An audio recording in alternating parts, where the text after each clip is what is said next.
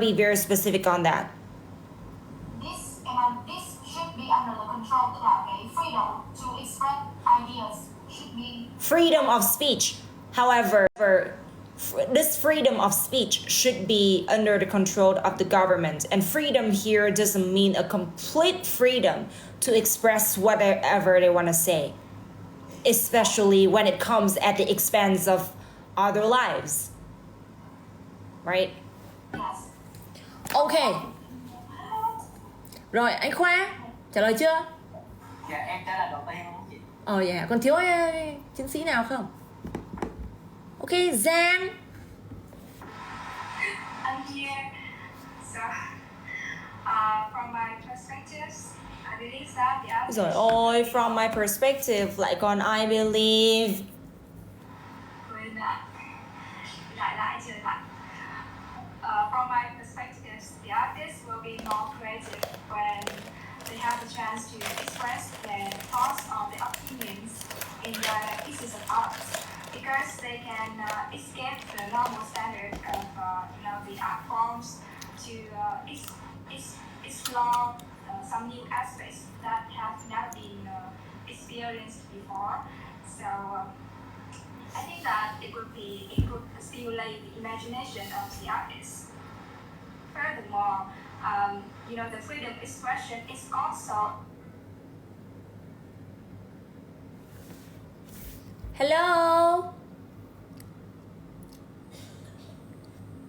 Uh-oh. Hello. Giang, lát nha, lại cho chị đi em. One more time.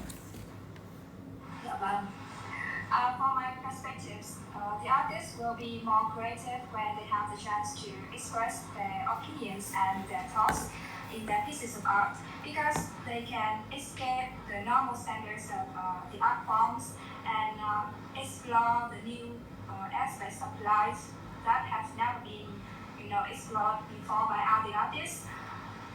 So they, it will stimulate the imagination of the artist. Furthermore, the freedom of expression is also a right for human beings, including the artists. So, of course, they should be granted this right to voice their concerns about different, social situations in their life, in their artworks.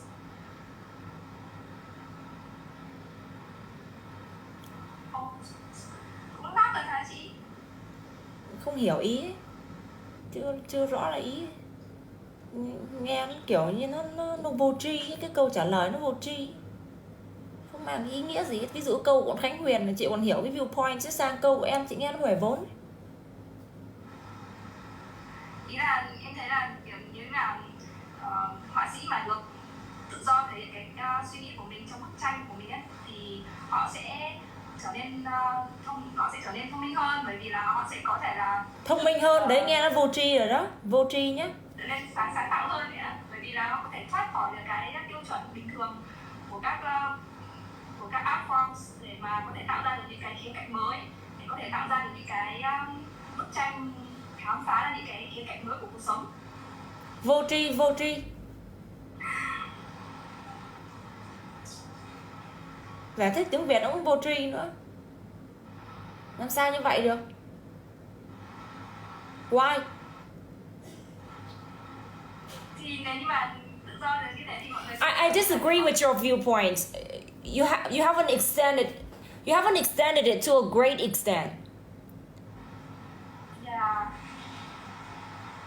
What do you mean by saying that? Okay, now imagine this is an argument between you and me, and here's the thing, I don't get your viewpoint.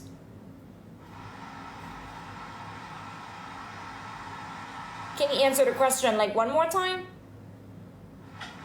Okay, I mean that if the artists have been granted the right to express their thoughts. No, if an artist is granted, or if artists are granted.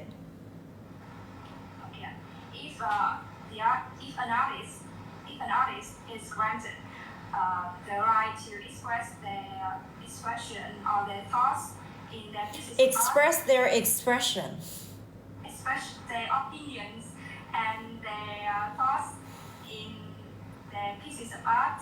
This will help them to escape the normal standards of the art forms to create something new. Why do they have to escape the normal standards of the art forms? Why do they have to escape from that? What's the point? I feel like it's meaningless making such a viewpoint. If they are put under controls of the government, so they cannot really express their own ideas in. If they're put under the control of the government, why are they put under the control of the government? I know a lot of artists who can freely express their opinions and thoughts, and there's no government getting involved in their in the way they express their feelings and emotions through various art forms. I don't know where you introduced the idea of the government controlling their feelings and thoughts. Why? What?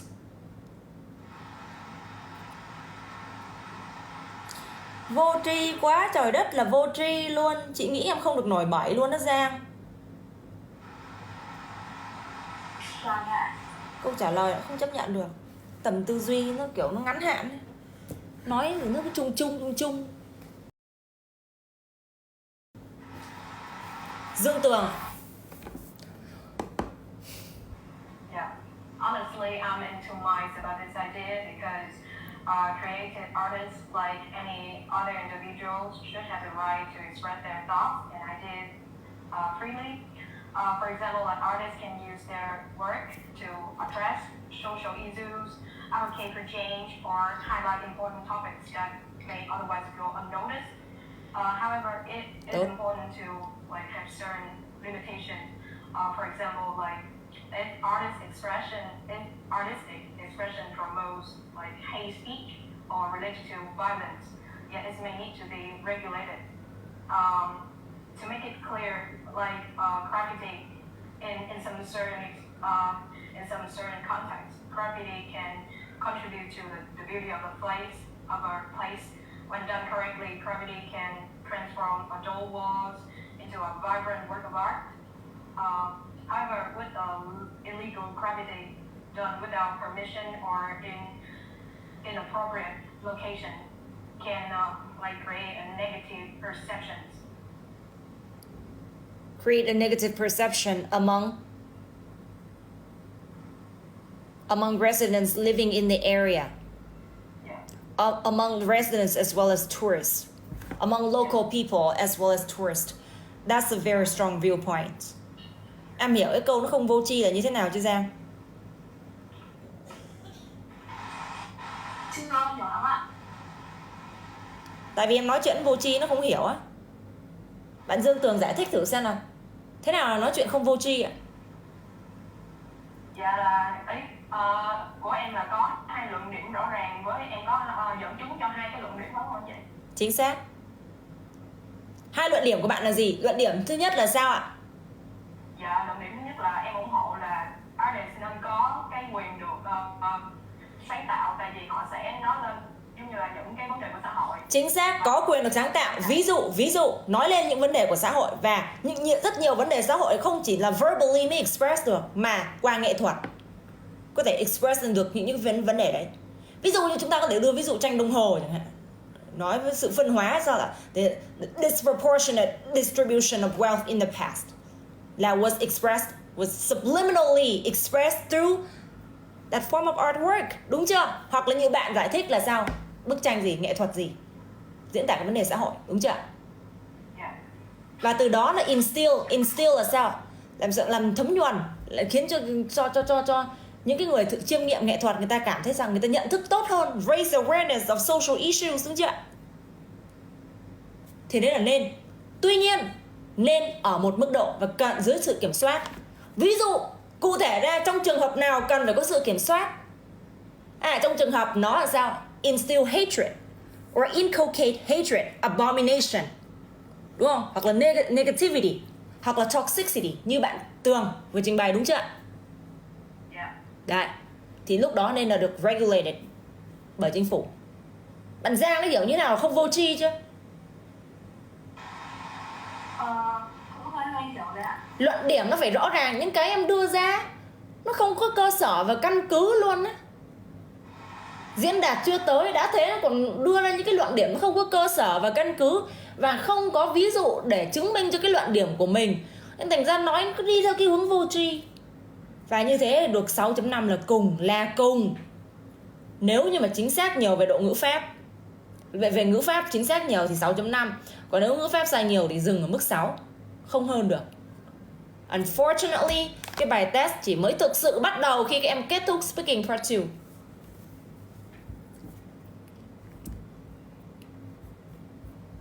Rồi, question number 11.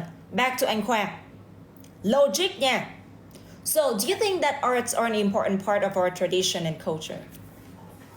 Actually, I think that arts play a key role in tradition and cultures because in terms of culture, Vietnam has different regions and each of them has special, different art. They have different pieces of art which show the special of other regions. For example, in the north, the art mostly is about painting of soldiers who fight for our country to fight against the French and the American colony. And in the south, Who fight for our countries? No, who fight for our country against thôi. yeah, who fight for our countries against the French and American colony. Mhm. And in the south area, where the art is mostly displays about Not displayed, expressed. Where the art is mostly expressed Không about, is mostly expresses something thôi. where the art mostly expressed about the farmers who worked a lot to develop our countries after the war, and therefore I would say that art is the key to the future because they teach everyone to understand the true value of what our ancestors have done to develop our countries like today. Right, so art is like a bridge that connects the past to the future, right? Yes. Đấy. Một câu trả lời rất ý nghĩa, đưa ví dụ dẫn chứng cái luận điểm của mình. Thấy chưa? Nó phải logic như vậy. Mặc dù có thể sai ngữ pháp một vài chỗ, it doesn't matter. Nó logic như vậy và nó vào chi tiết như thế. Các em nói chuyện như thế nó mới... Học ngôn ngữ là không phải là học những từ đo to bố lớn, mà học cái cách cái đầu mình tư duy ấy. Cái tư duy ngôn ngữ ấy. Các em ạ nhé. Chứ không phải là nói lưu loát trong ro nói toàn phát biểu cái vô tri thì không được. Rồi. Next. Châu, what do you say? Well, absolutely. I believe that art is something is culturally important for tradition and culture. For example, for Dong Ho picture, is Dong Ho paintings, not pictures, they're paintings. Dong Ho paintings, is symbol of R. Dong Ho paintings are the symbol of. Thì cũng nói một bức tranh cũng là art gì?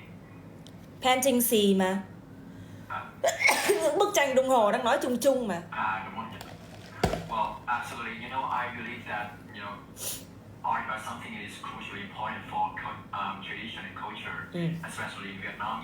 In my country, we have Dong Ho paintings, or No. Why did you say art is crucially important for culture? No, arts are actually the physical manifestation of tradition and culture of a country, right? Arts are the physical manifestation. Physical manifestation là sự biểu hiện vật lý của nền văn hóa. Nó là sự biểu hiện vật chất. Nghệ thuật là sự biểu hiện vật chất và tinh thần luôn đấy. Tức là physical and spiritual. Sao ạ? Manifestation of a country's tradition and culture. In other words, arts are the soul of a country. Nghệ thuật là sao ạ? Là linh hồn của một quốc gia đấy. Ví dụ, nó có thể chất chứa rất nhiều thông tin mà không phải là gì không phải dưới dạng là gì written manuscripts, đúng không? Yeah. Or a verbal expression, but in the form of drawings that encompass bao gồm human imagination. Được chưa? Rồi lại cho tôi. Yeah. Well, yeah, absolutely. You know, I believe that art and culture is important for, you know, it's really important for tradition and culture, and I think it's the soul of a nation. For instance, you know, Đông Hồ paintings, I mean, it's a masterpiece of Vietnam drawers, paintings, and you know, it deeply reflects the spiritual and material life of, you know, of people and society. And so, yeah, I think art is not as simple as, you know, some arts nowadays, but it's really, you know, it's like symbolic like for the nation, and you know, I think there's no better avenue to do so than using arts. Mm-hmm. So yeah, I think arts are the true reflection, you know, of our tradition and culture, like Đông Hồ paintings, you know, they reflect the society of Vietnam. So yeah, if you want to have a long-lasting tradition and culture, I think we would need to have a perfect arts, and we need to protect and preserve it. So yeah.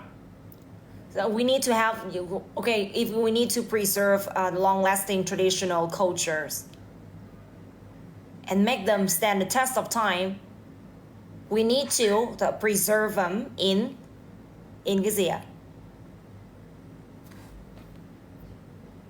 In cái gì? We need to preserve them in a type of, we need to encode them, or we need to preserve them in the form of imagination, or in the form of, what is the longest form of information preservation? Cái dạng gì, đâu là cái dạng lưu trữ thông tin bền lâu nhất ạ? Arts.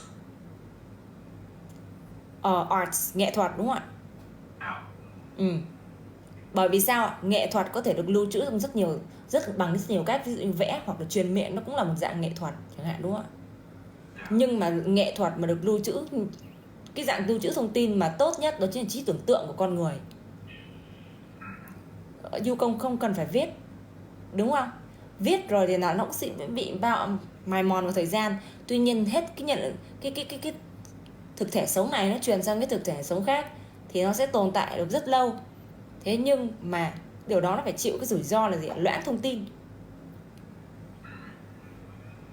Vậy đâu là cách mà để giữ thông tin tồn tại được lâu nhất có thể ạ? Imagination. And put it into arts.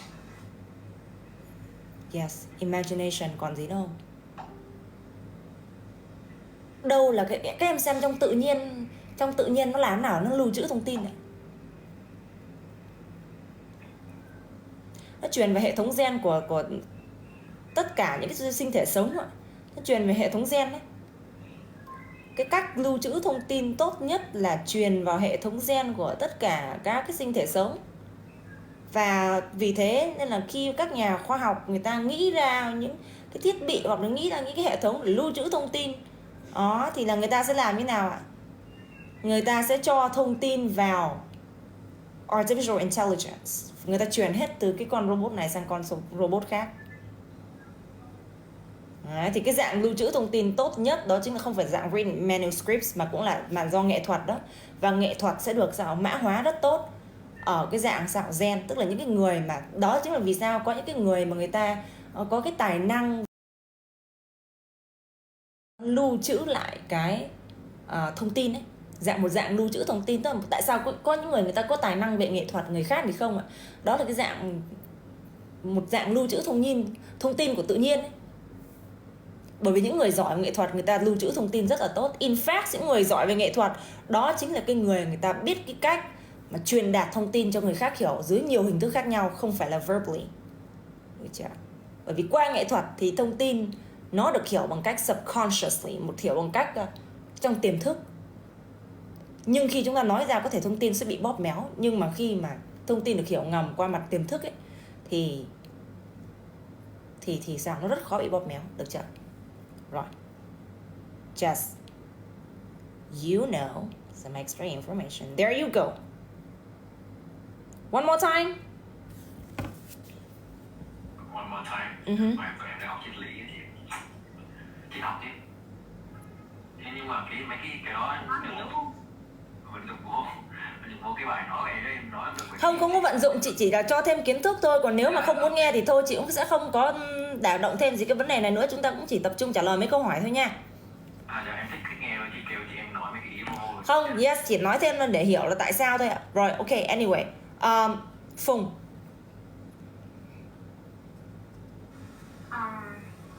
Undoubtedly, I would say, cultural tradition is described as the totality of a people's way of life. In the same way, arts also acts as a collective memory of society. The way we eat, dress, learn, also socialize can be seen through arts. So it is indeed difficult to separate them as they conflate. Moreover, not only is art a form of communication that transcends language barriers, allowing people to convey complex ideas, historical events, and emotions in ways that words alone might not capture. It also plays a significant role in preserving cultural diversity. Through different art forms such as music, stories, paintings, so on and so forth. For example, some artists use caricature, that bear complex and multifaceted meanings to reflect society and lifestyle. Such thought-provoking artworks can, make people to try to think. No, make people, không có to, make people verb. Make people think and contemplate the deep meaning behind every piece of artwork. Which I believe to help them get a better understanding of their overall society and cultural tradition. So again, I must emphasize that art has played a fundamental role in our tradition in cultural. In preserving, in preserving. In preserving our traditional, cultural, and as well as diverse, long-lasting culture. Tại sao lại traditional culture, long lasting culture, cultural culture là cái gì đấy em?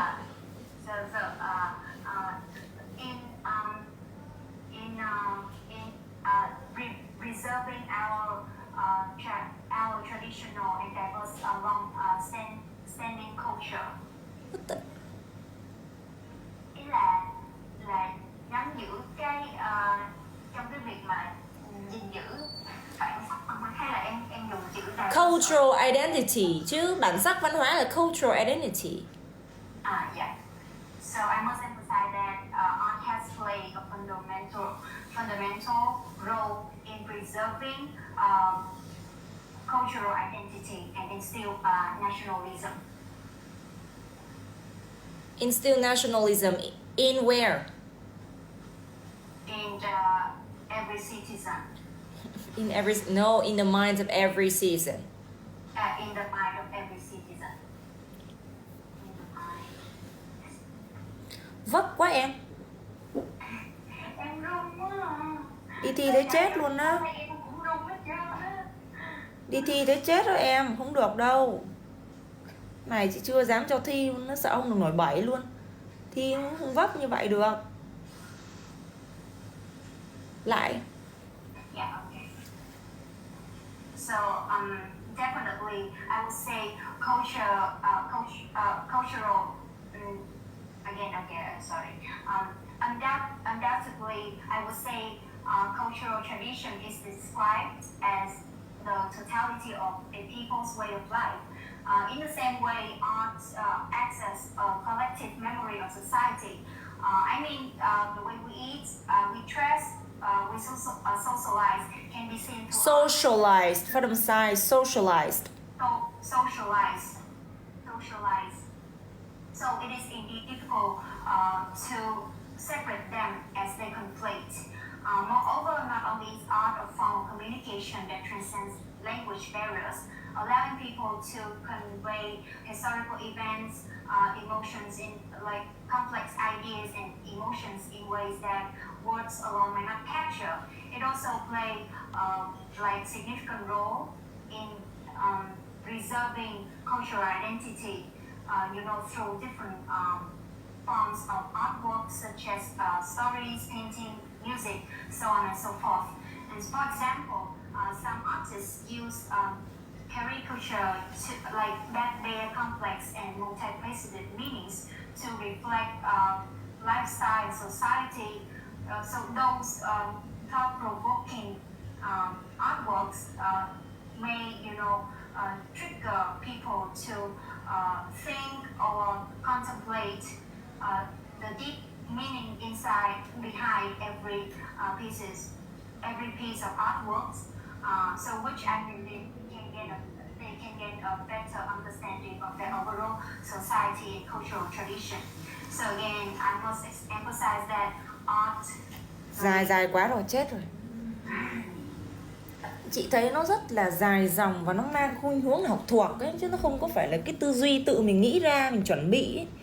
Mình chuẩn bị theo cái xu hướng là học thuộc ấy. Chị nghe cái nhịp là chị biết ngay các em ạ. Mà mình chuẩn bị như thế khả năng cao là mình đi thi thật mình nói không được luôn. Ý là nó không có logic, tại vì em nghĩ được mấy cái em nghĩ ra được. Không phải, nó vấn đề là như này em ạ. Cái vấn đề đi thi giám khảo người ta không có cho thời gian cho các em là một ngày để các em ghi ra xuống, các em chuẩn bị. Và cái câu trả lời nãy giờ tự nhiên nhất là chị đánh giá là Bảo Châu và anh Khoa. Bảo Châu và anh Khoa là tự nhiên mà đúng tuy chuẩn nhất, bởi vì nghe cái nhịp thở của nó là chị biết là nó nói tự nhiên. Và khả năng là hai người này sẽ trình bày rất là tốt đối với thi thật. Còn lại là chị thấy các em cái nhịp thở nó cứ đều đều, tôi nghĩ ngay là bắt đầu tham khảo trên mạng là ngồi ghi ý ra, rồi sau đó ngồi nhìn vào đấy đọc nói này. Thiếu tự nhiên á. Phần speaking part 3 không thể nào chúng ta nói 2 phút rồi cứ so and như thế được, nó không có dẫn tới đâu hết trơn. Rồi. Ok.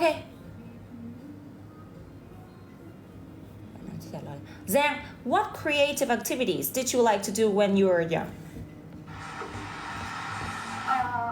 Well, in the past, my sisters and I, we often sewed the clothes for our dolls, and I think that is one kind of creative activities that I did in the past. And before, my sister took responsibility for sewing and knitting the clothes together, and I was responsible for cutting the textures and cutting the textures of the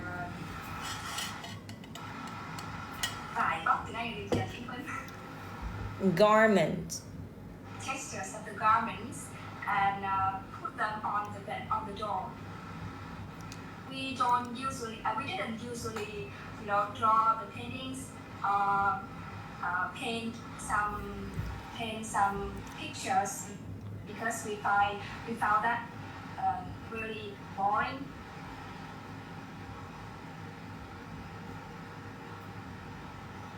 So we just sew the clothes for the door.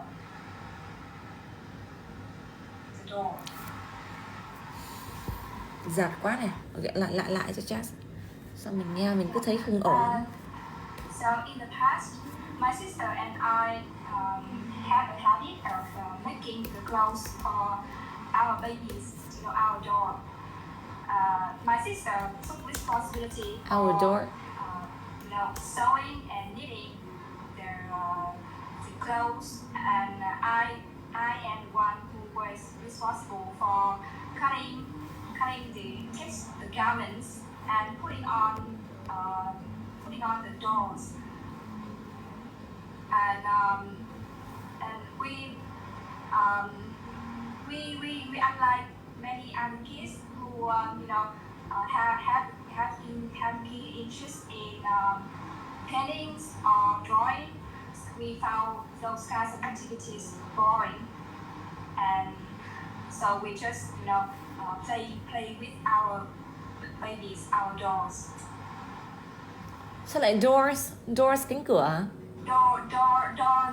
Trời ơi, dolls. Dolls. Thứ nhất là phát âm sai này. Thứ hai là vấp và trọng, quá trọng luôn. Coherence and fluency là 6 nha. Sao mà nó lạ vậy ta? Các bạn ơi, ở nhà bạn Giang có học bài cho em hay sao? Cái câu này em tưởng là phần bắt quan với chị, cho nên là em chưa chuẩn bị ạ. Tại vì là phần bắt free thì nó sẽ hay nói về general, nên là phần này em chưa nói. Nếu mà chưa chuẩn bị nói như thế này thì thi không được rồi đó. Bởi vì đi thi ấy là người ta đâu có cho chuẩn bị đâu mấy đứa. Chết rồi, ngay cái câu đơn giản như này mà mình trả lời làm sao ấy. Không ổn nha, chị thấy học hành thế là chết rồi đấy. Okay, so Khoa, why do people like copy others' ideas these days? Based on my observation, I would claim that because of the education curriculum. Like today, the government, they focus too much on the subjects like math, physics, and English, but they forgot about art. Therefore, students don't have enough activities to broaden their horizon. And Not enough activities. yeah, they don't have enough time for creative activities, and therefore their horizon is really shallow. So when they have to think creative, they can't think of anything. So they just try to copy other people, or they can just copy the famous artists like Leonardo da Vinci or Galileo. And for me, as an example, when I have some homework to do, I always try to find something to copy because I don't want to spend too much time to do art. But Doing art. Instead of that, I want to practice my English to get the higher result. Tốt nha, anh Khoa trả lời càng ngày càng tốt thôi em, rất tự nhiên. Đấy, em thấy không? Chị nghe phát chị biết ngay nó tự nói mà. Bởi vì sao ạ? Với cái sự chọn từ nó nhiều khi nó sẽ ổ đoảng một tí về cái sự chọn từ. Nhưng mà sao cái bài này nè, anh Khoa bây giờ hiểu cách là nói chắc chắn em sẽ được ban cao. Nếu mà em nói như thế, chỉ cần cái chất giọng em điều chỉnh sao cho nó giống thằng Châu á, thì mình sẽ ăn thêm với cái điểm pronunciation, nó trầm cái giọng xuống và nén cái giọng lại, nói nó ra. Kiểu là em trầm giọng với chị là nó sẽ bị ngọng á. Tại bữa em cũng có tập thử mà em càng cố trầm lại cái giọng, cái từ em nói ra nó càng bị ngọng á. Bị méo hả? Dạ, kiểu như là em nói hello là nó sẽ ra hello, nó nghe nó kiểu. Ôi nên thôi bỏ cuộc à? Trời ơi, thôi nói chung vậy cũng được. Từ vựng dùng rất tốt, nói ra ý tưởng rất logic, mạch lạc mà chị nghĩ các em khác phải học theo đấy. Độ logic của bạn rất cao. Tốt đấy. Câu 3 nha, anh Khoa đã rút kinh nghiệm là sao trả lời dài hơn. Rồi, ok Tường. So, what do you say to this? I think Đủ thời gian. it's because of the laziness. Because Tại sao là this because of? I think it's because of là sao? It là cái gì? dạ, để em trả lời lại.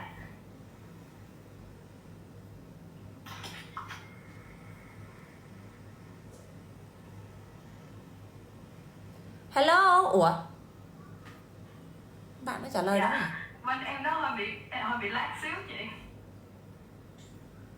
Dạ chị đợi em xíu, em chỉnh cái wifi lại em xíu chị. Ok, vậy bạn Huyền nói trước nha. Huyền. Rồi. Yes. I think that because they want to live on the fat of the land and don't want to use any brain muscles to come up with new and creative ideas. Because you know what? As a matter of fact, the process of innovating. Huyền ơi, nếu mà em trả lời ấy, em chôm ngay cái idiom em cho vào câu á, giám khảo biết ngay em đang cố nhồi từ á.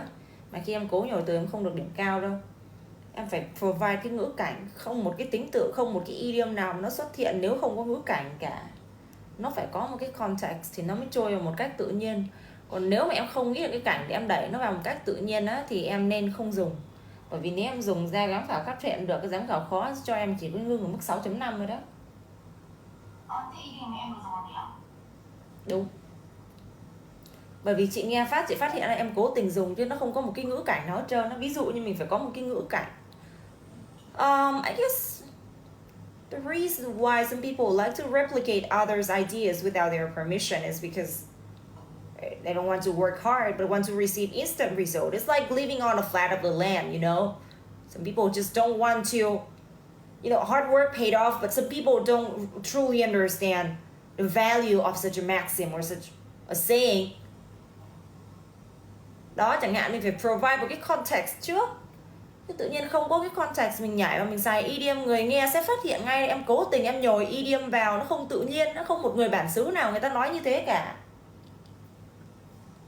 Okay, so I think that the reason why people are likely to, replicate others' ideas is because, they want to receive instant results and recognition from others. It's like, live on the fat of the land, and maybe because they do not want to use any brain muscle to come up with new and creative ideas, because, the process of innovating ideas and, maybe for a particular project is really challenging and difficult, and not everybody can have the audacity to face obstacles and challenges throughout the journey. And I think that is the core reason why people are likely to copy others' idea. And in my opinion, those who do that, replicate, that's take advantage of someone else's hard work and ideas, wouldn't be able to sustain their business in the long run due to the lack of creativity and originality. Yeah, but however, it is really important for people to to differentiate to know the difference between copying ideas and getting inspiration from other people. Yeah.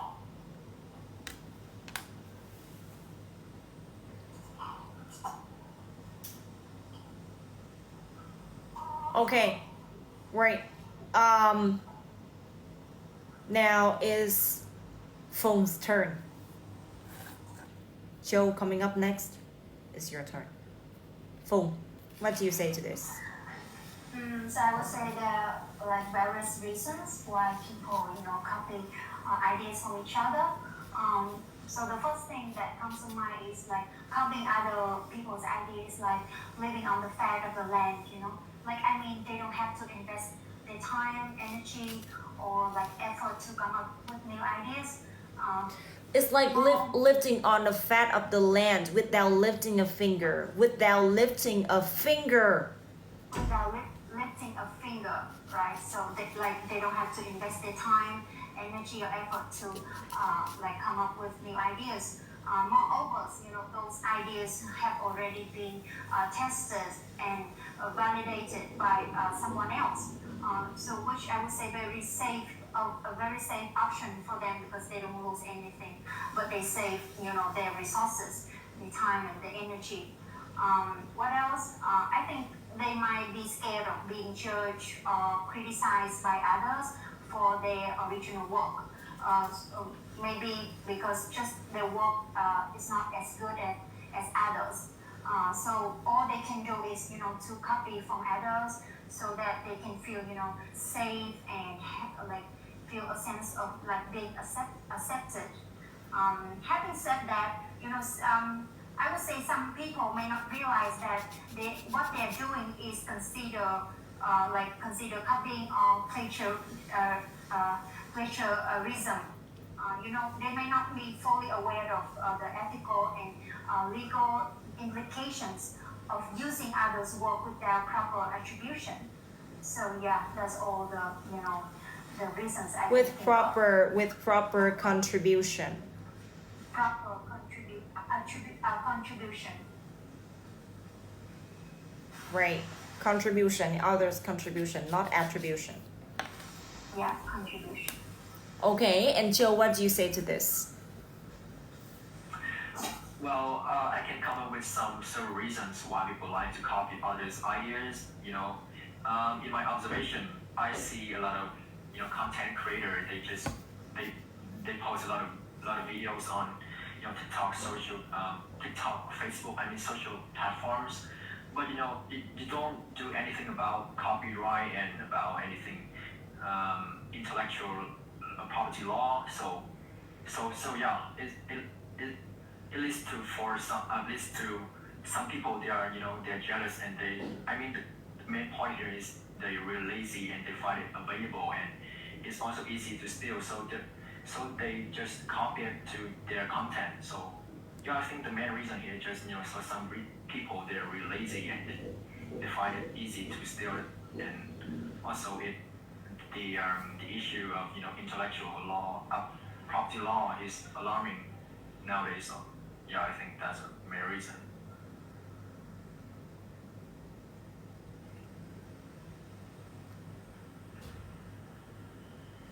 Sao cứ xô hoài vậy? Xô hoài luôn á, không thấy logic. Lại bỏ cái xô đi. Chỉ nhắc nhiều lần rồi. You know với xô thì all over the place. You know với xô là chính, không thấy ideas đâu, toàn là you know với xô thôi. Well, I can come up some reasons why. Come up with. I can come up with several reasons why people like to copy others' ideas. Not I can come up with, mà là there are several reasons why. There are several reasons why people like to copy others' ideas. In my observation, I feel like a lot of content creators on social platforms, Facebook, TikTok, they just post videos and a lot of creative things, and they create it on their own, and they don't do anything about the copyright or intellectual property law. So I think it's. So they don't do anything about that. Don't do anything about property laws. They say don't do anything. Em không biết em dùng cái từ đó anything. Ý là họ không làm gì về cái. And there's no protection. And there's no protection from property laws. Yeah. And there are a lot of loopholes in property laws. Yeah. And property and intellectual property copyright laws. Yeah, and there's no protection of intellectual property. Not no law. protection, but there's little protection. There's little protection of intellectual property law.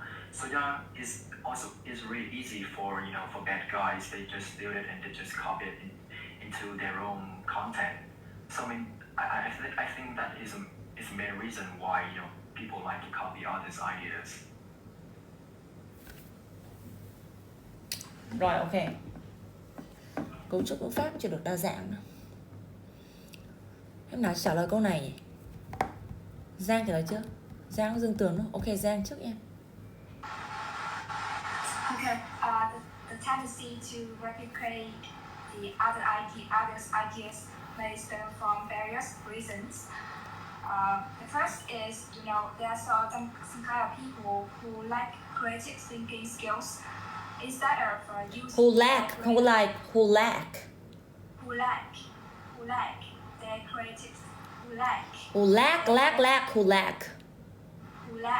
their creative thinking skills. Instead of using their brain muscles to come up with new ideas, they would rather copy others' ideas to have something that they might have never had a chance to think of. And furthermore, there are also some kind of people who are really lazy, and for example, like the students, when it comes to the exams, instead of burning the midnight oil to study for the exams, they tend to copy other classmates' exams to have them get the better results in their academic performance.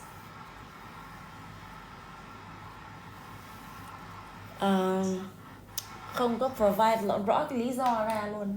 Nó đưa ra ví dụ rất chung chung, lại chung chung thiếu muối nữa rồi. Rồi Tường, ngữ pháp thì ổn nhưng mà cái cách lập luận á, cái ý nó không có rõ ràng á. Ok Dương Tường. Yeah. I think the reason why people like to copy others' ideas is maybe because of their laziness. Yeah, copying someone else's idea can be seen as an easier way compared to like coming up with an original one. It's required less effort, creativity, and critical thinking. Some individuals may prefer taking shortcuts, rather than investing their time, energy, to develop their own like unique ideas. For example, like a student may copy someone else's essay, instead of conducting research and writing their original piece, because it saves a lot of time and it's easy to get a high mark just by rewriting and changing some detail. Right, so for people who don't attach a great importance to the values of creativity, they consider the process of coming up with ideas themselves as a painstaking and a time-consuming period. So, of course, they may think of some way to replicate others' ideas without their consent. As a result, they like to copy their ideas and add some different parts in order to make those ideas into theirs, and this is considered, I think this should be considered as a form of violation, especially when it comes to intellectual property laws. And the second reason is because there is little or even next to nothing protection from intellectual property laws or copyright laws in countries like Vietnam, for example. That's the reason why you see a lot of video on TikToks replicating ideas from original videos without getting any financial punishment or fine. And apart from that, some people just, some people don't want to spend a lot of time learning, acquiring knowledge, and then improving themselves, because copying others' ideas is a lot faster. It consumes less time, it is more efficient. It's the fastest way to earn money. So if people get to choose between the long and painstaking a long and painstaking option to get recognition from society, or the fastest way to earn money and at the same time still get recognition from society, then they will go for copying the ideas that are not theirs. Right? It's a piece of cake. Too easy to explain for this section. And apart from that, I was thinking about actually, I came up with another idea, but I suddenly forgot. Yes, so if you suddenly forget something, then you should just stop right there. Đúng không ạ? Đột nhiên nghĩ ra cái gì đó nhưng mà quên sớm mất thì chỉ dừng ở đó thôi. Nhưng mà chị chat vừa nghĩ là một cái ý gì nữa, có một lý do nữa là nó copy đó. Một lý do nữa nó copy nha. Thấy rất nhiều người copy. Đúng rồi, như bạn nói, nó sẽ get social backlash. Sự phản ứng từ xã hội. Ví dụ như phát biểu một cái ý nào đó hoặc là sáng tạo một tác phẩm nghệ thuật nào đó mà ví dụ nó dung tục hoặc nó it's not socially accepted thì they may get social backlash, or they may invent something that is considered as a taboo or as a stigma or dogma in our society, and of course they're gonna receive a lot of backlash, and some people don't want to risk their reputation to introduce their invention. Right, because as you know, the power of social media, of netizens in countries like Vietnam, where there's a very, very low level of civility on social media. People are willing to throw shit at, no, you're not going to say shit, but people are willing to throw vitriolic attacks at those whose ideas are original, or whose ideas are not socially accepted, or whose ideas go against social expectations. You're gonna get a lot of social backlash. Imagine you come up with like a piece of artwork that show a naked body of a woman. Do you think your artwork will be socially accepted in traditionally conservative countries like Vietnam? No. The chances is very low.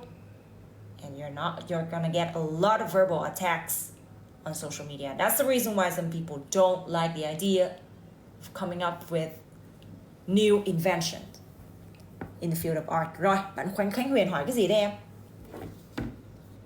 Không ạ, em đọc nhầm.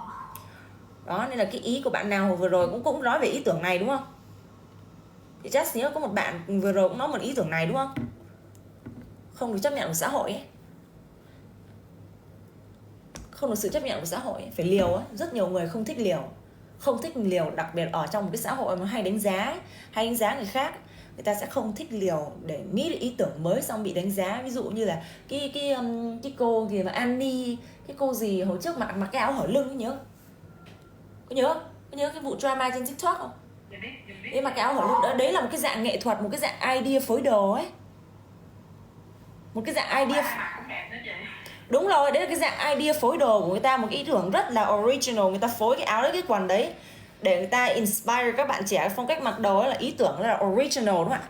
Xong rồi là người ta nhận được rất là nhiều social backlash luôn. Social backlash là gì ạ? Sự phản ứng dữ dội. Và đó nó giống như kiểu cái demotivation cho người khác, người ta không có muốn. Ví dụ người nào người ta sáng tạo trong thời trang, người ta cũng không có dám gọi là, hiểu không? Không dám gọi là phổ biến cái ý tưởng của mình luôn ấy. Top copy người khác cho an toàn đi. Ví dụ như mà ý tưởng của mình có bị chê ấy, mình kêu là nhà thiết kế thời trang nổi tiếng này, thời trang nổi tiếng kia cũng đã từng theo phong cách này. Thấy không? Đấy, alright. So I'm gonna send you guys another link and let's join in. Let's continue the lesson.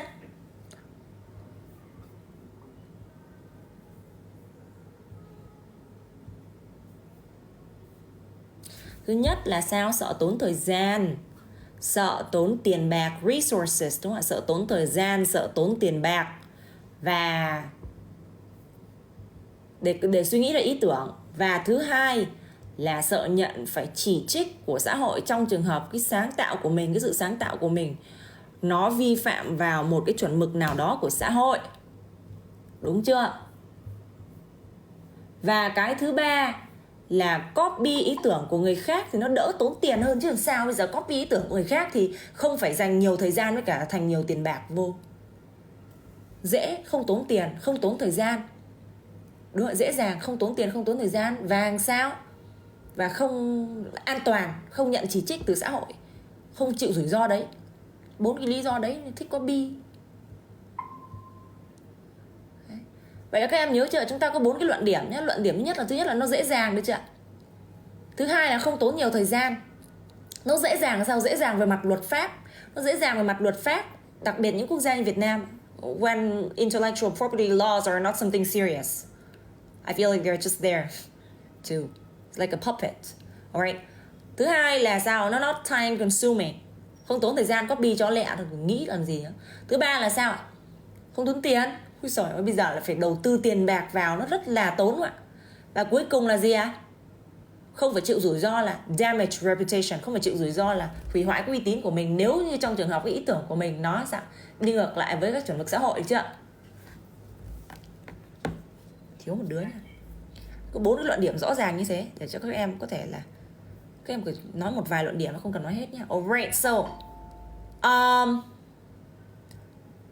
Khoa, what is the best way to cultivate children's creativity?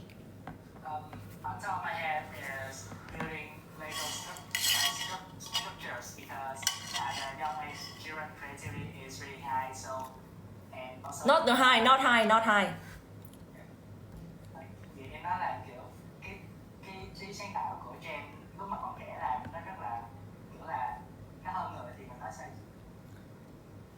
It's on the climax, ở đỉnh điểm ấy. Yeah.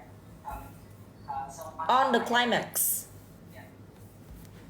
On top of my head is building Lego structure because at very young age, children creativity is at a climax, and also children is really energetic, so they really want to discover new things, and Legos is something that can help them to spend their time and also to boost their creativity. As for my cousin, he is an example. He was just in grade 3 or grade 4, but he's really creative. Like when I bought him Lego, a box of Lego, he doesn't follow the instruction. Instead of that, he built the structure in his own way, and it even look better than the instruction. Furthermore, when he is born, he has come up with really brilliant idea. Like last week or 2 weeks ago, he had made a real gun with just 2 boxes of Lego, and it actually can shoot bullet, and this really impressed me. So I think that not only for my cousin, also for other children, when they have free time, they should spend a little of it to build some Lego structure in order. Not a little bit of it. When they have free time.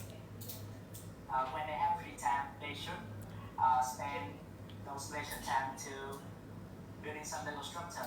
That leisure time. When they have free time.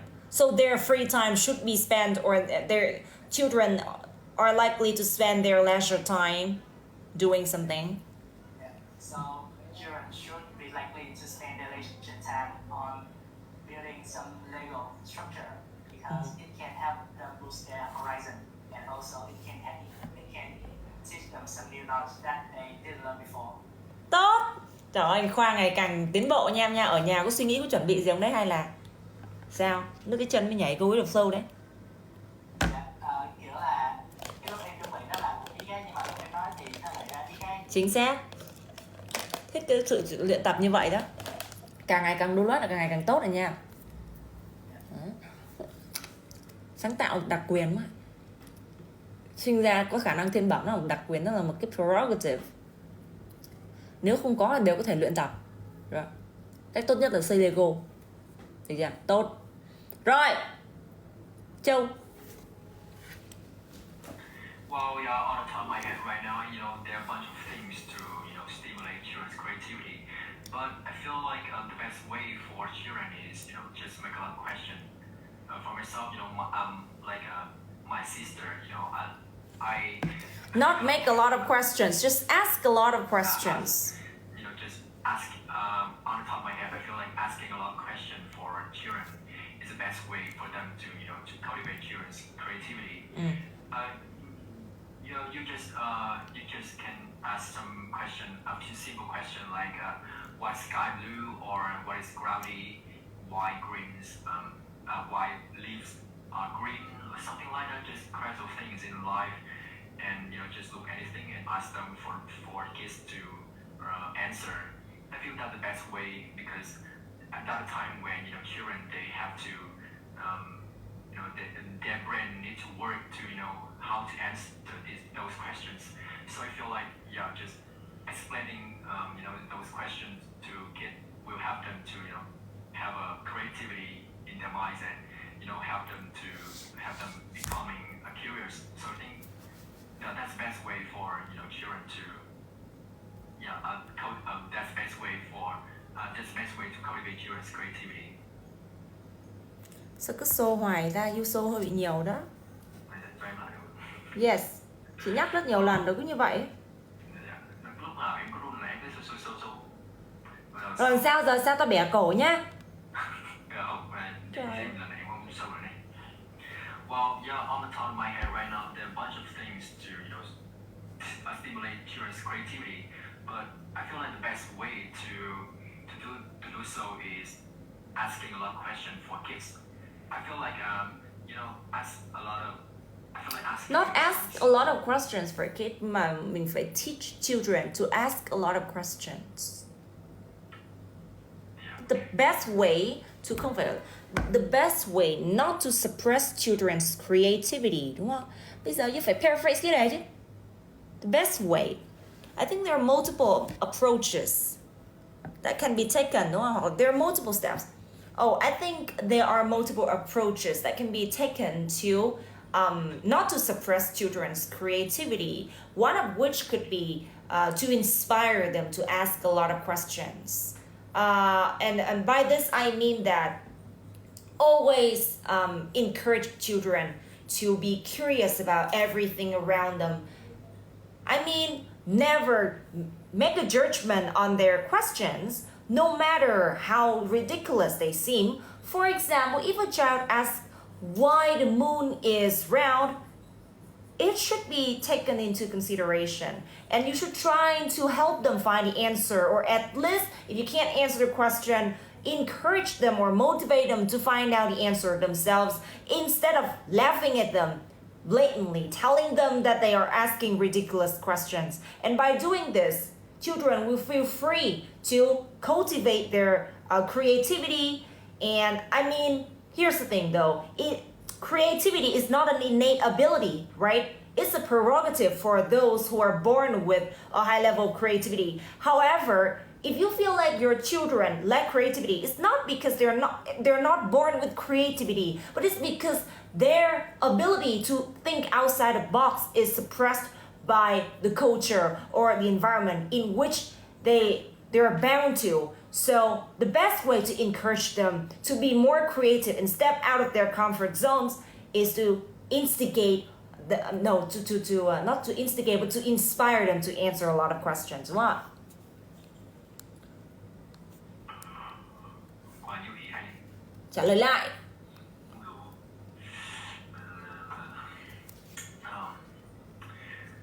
Well, there's one ways, for children to cultivate children's creativity. But I think one of the best ways is, Bây giờ thay vì cái từ là creativity, em có từ là sao? Chị chưa ghi chứ em think outside the box à? Đấy, thế chết cha lại chưa ghi rồi. Rồi. Đây nào ghi là think outside the box, sáng tạo chưa? Rồi. Unleash their imagination chưa? Rồi cultivate their creativity chưa? Rồi develop the sense of intuition, hoặc là develop a sense of creativity, đúng không ạ? Hoặc là inspire them to come up with new innovations. Được chưa ạ? yeah. Rồi trả lời lại nha, one more time. Nghĩ là cái cách để paraphrase đi. Well, I think there are a bunch of ways to, unleash their children's imagination, and one of which is, inspiring them to ask a lot of questions. I mean, just, make them and inspire them ask some simple question like why sky is blue, or what is gravity. So, just cancel things in line and just look at anything around surroundings and just ask casual things. And I mean, by doing that, their brain need to work out how to solve this problem, and make a lot of questions for us, right? So, and we don't, when kids make a lot of questions, we don't make any judgment for them, and just inspire them to make a lot of questions. It's really good for children to, for them to stimulate creativity. Right? So well. And I mean, I think, yeah. when Isaac Newton invented the rules of physics, he asked, why did the apple fall down but not upwards? Nobody laughed. I mean, if he was opinionated, and if he was a little bit verbal at that time, he may have received a lot of social backlash. However, he kept the question to himself, and instead of letting it go or letting it slide, he constantly thought about that. He came up with a ridiculous question and tried to find the answer, and as a result, he found down the rules of physics, which is still in great practice, which is still put into practice until these days. Đúng không ạ? Which are still just sort of the rules of physics, which have been put into practice until the 21st century, and his theories have never been proven wrong or ineffective. Được chưa? Có thể đưa ra ví dụ của Isaac Newton cũng được. Alright? So, I'm going to move on to the next person who has to answer the question.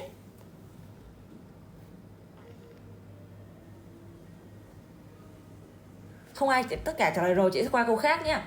Okay, so 16, let's move on to Dương Tường. How should someone be able to profit from an idea? I think it depends on the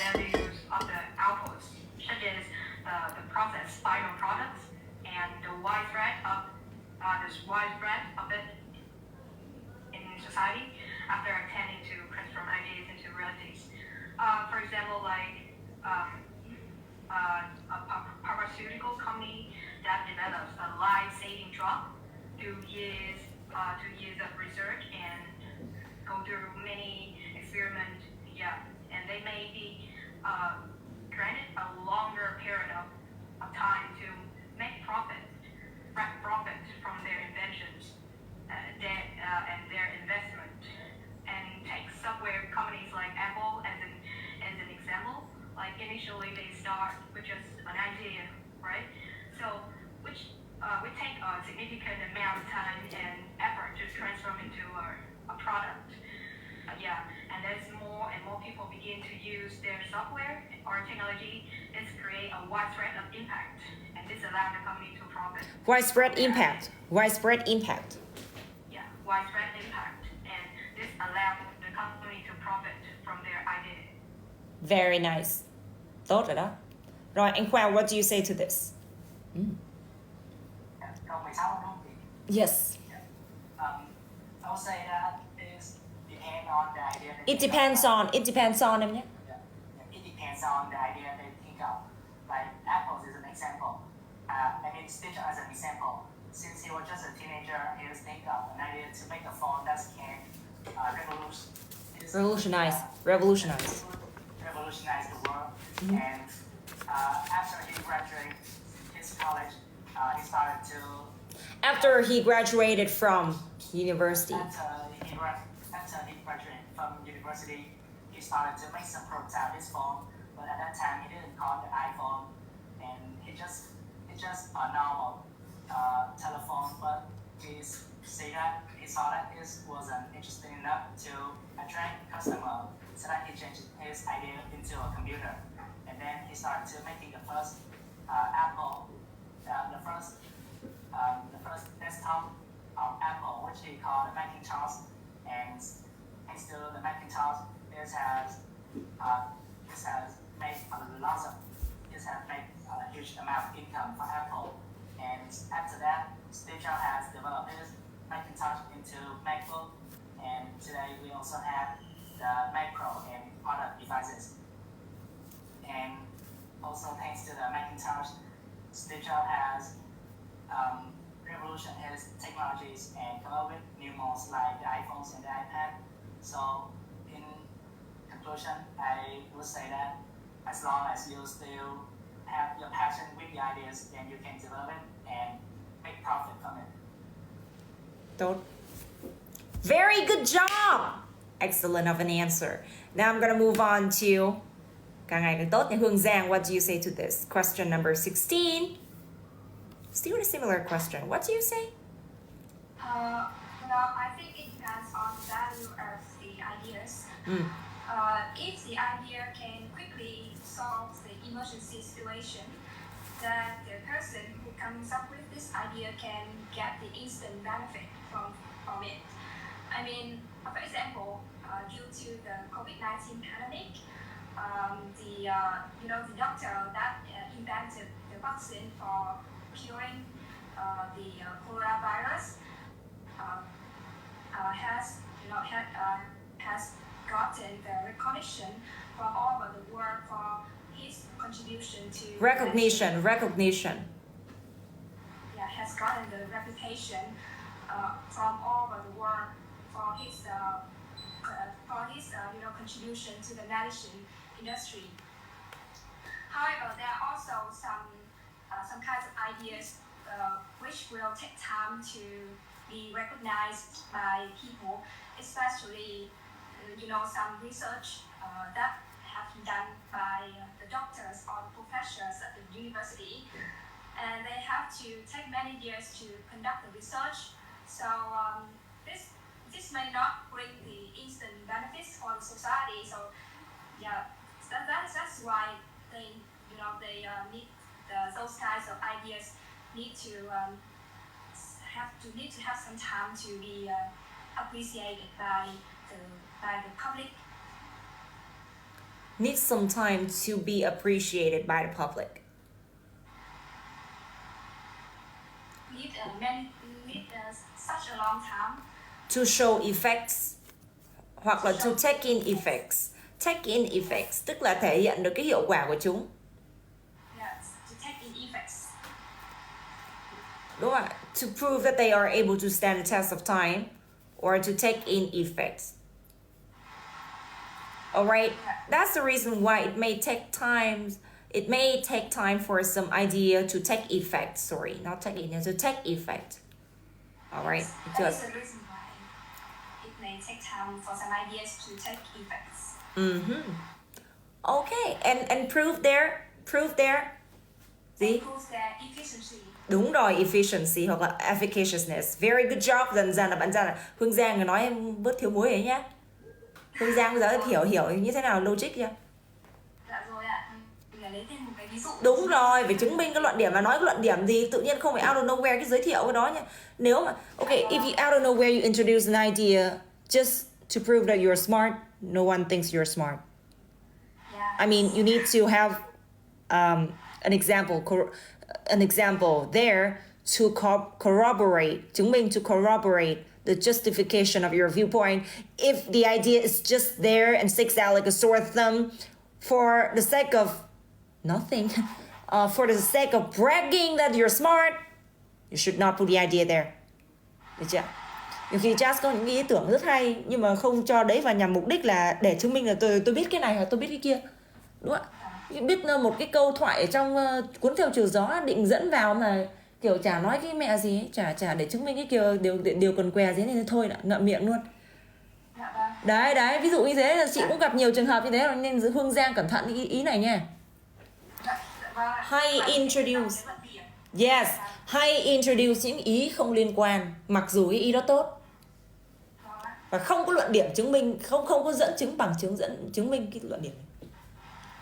Alright. So, em nào nhỉ? Huyên. Cái nào giơ tay nhỉ? Đứa nào vừa giơ tay đấy? Rồi. Yes. I think that it really depends on the scale of the business. So if the scale of your business is kind of medium, it may take a half a year or a year for you to see the result. If you're, the smaller your business is, the shorter time it takes for you to see the result. So, for example, I can take BTS as an example of this, which is a very famous organic group in the world. And from the beginning of the career, it took them nearly 2 months to win the audience affection and also gain popularity among the younger generation. However, if your business is being operated on a global scale, it might take years and years for you to show effects of that marketing plan or business. For the marketing plan to take effect, for the marketing plan to một là come into fruition, come into fruition hoặc là hai là take effect để thể hiện cái hiệu quả. Một là show its efficacy, được chưa? Hai là efficaciousness. Ba là take effect. 4 là sao? Come into fruition.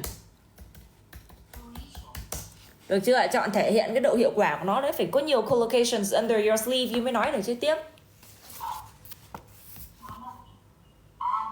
It may take years and years for the marketing plan to come into fruition. Okay, so let's go back to BTS. I guess that it took them nearly 10 years to to reach the pinnacle of success, and along with that, the big company had to deploy different marketing strategies and launch many campaigns to promote their personal images and increase brand recognitions. And again, I must emphasize that every idea took years to show its efficacy. Exactly, yeah, tốt rồi đó, take years, at least years đúng không? Ít nhất là hàng năm trời, yeah. Còn ý nào, ideas nào mà take effect instantly thì sao? Có nguy cơ là ephemeral. Ephemeral là gì? Đúng rồi, phù phiếm hết mẹ luôn. trong một giây huy hoàng rồi chói lóa rồi chợt tàn à. Câu của người ta là gì? Một giây huy hoàng. Còn hơn cả đời dai dẳng không ai biết đến. Anyway, is there anyone who hasn't answered this question? Câu 17 thôi bỏ đi nhá, khó quá với các em rồi đấy. Rồi anyway, ai? Phùng đúng không? Em Phùng trả lời chị. So I think it depends on the values of the ideas. For example, like I can say like books or music, they can last for the lifetime of the creator, even after their death, because art, and like as long as the ideas can bring benefits or can do wonders for so the society or people, or like it can still be like useful to apply some of the ideas from like books or music. In addition to that, in the case of trademarks, such as like brands or logos, as long as the owner continues to use the mark in commerce, I think it can last for a longer period of time. It can last hay là they can last? You were talking about like a lot of logos. They can Trời đất last for a ơi. longer period of time. Okay, love, is there anyone who hasn't answered this question? Phùng ơi, logic ở đây tốt rồi đó. Và cái độ dài của câu cần chú ý nhé các em nhé. Rất là tốt. Hôm nay chúng ta qua 2 chủ đề. Thực ra qua chủ đề, 1 là nghệ thuật, 2 là sao ạ? Sáng tạo. Được chưa? Rồi cái câu này rất là controversial. Chúng ta sẽ để bữa thứ 7 này chúng ta trình bày nha. Bây giờ chị muốn các em xem cái drive này ạ. Cái drive nó có tên là 50 topics mà nó rất là controversial ấy. 50 câu hỏi, nhưng mà 50 câu hỏi đấy nó không nằm trong forecast mà nó là những cái câu hỏi mang tính debate rất là cao. Rồi, nó tên là cái gì ấy nhỉ? Cái drive nó tên là gì nhỉ? 50 topic part 3. 50 topic part 3 đó. Đâu rồi, để chị gửi lại cái đường link cho các em. Hỏi ơi. Kéo mỏi tay luôn. 50 topic part 3. Về xem trước nha. Và chị không cho biết là chị sẽ hỏi topic nào đâu. Tớ thích topic nào tớ hỏi à. Rồi đâu. Mỗi lớp chị sẽ cho học một chương trình. Chúng ta có biết là không thể nào đi hết được tất cả các chương trình trong vòng 16 buổi rồi, nên là chị sẽ cho các em học cái chương trình này.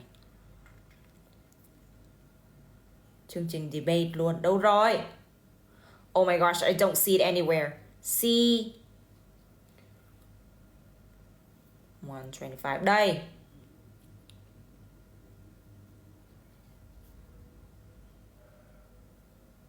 Lớp mình C123 đúng không? Rồi. Đây các em nhá, các em hãy mở cho chị cái file là file drive gì? File 50 topics speaking part 3. 50 chủ đề gây tranh cãi của speaking part 3 luôn. Nó sẽ rất là khó nha. Chị muốn rèn luyện cái khả năng tư duy logic cho các em, bởi vì part 1, part 2 chị thấy không ai gặp vấn đề đó. Đây là cái lớp rất là mạnh. Part 1 và 2 không ai gặp vấn đề rồi. Chúng ta chỉ có bị yếu một cái là phần logic. Part 3 đặc biệt những chủ đề, nếu chúng ta không có sự hiểu biết nhất định chúng ta tịt luôn. Ok, được chưa? Rồi. Any question for Miss Jasmine? If not, I'm gonna be seeing you guys this Saturday. And guys, please do sufficient research so that you have enough knowledge to answer the question. Don't give me meaningless and shallow answers. All right, everybody? See you guys in the next class. Chị ạ. Goodbye, teacher. And bye. Bye everybody. Đói quá chưa ăn.